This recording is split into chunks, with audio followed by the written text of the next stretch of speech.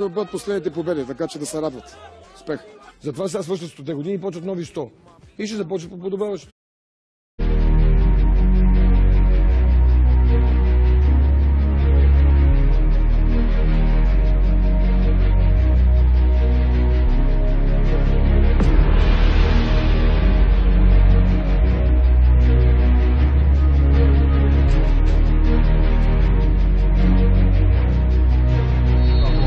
Сигнал. Карачараков стреля и това е 1-0 за ЦСКА. 47-ма минута на срещата. Антон Карачараков със своя специалитет успява да...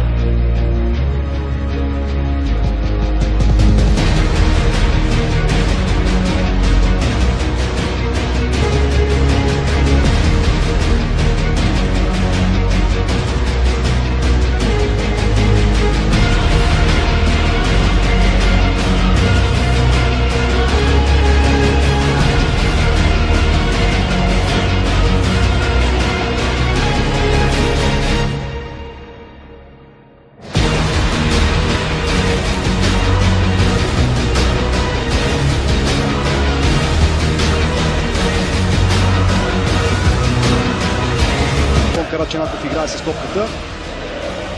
Хубаво двойно с Буш. Антон Карачанаков елиминира съперник. Може да центрира. Прави го.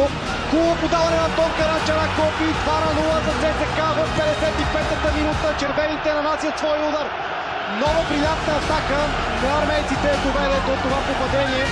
Феновете на ЦСКА могат да бъдат доволни, да вече предвкусват очертаващи.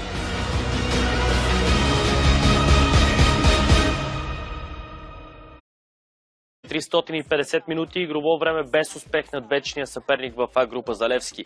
ЦСКА победи сините за пети пореден път в шампионата, този път с 2-0. ЦСКА не можа да избора.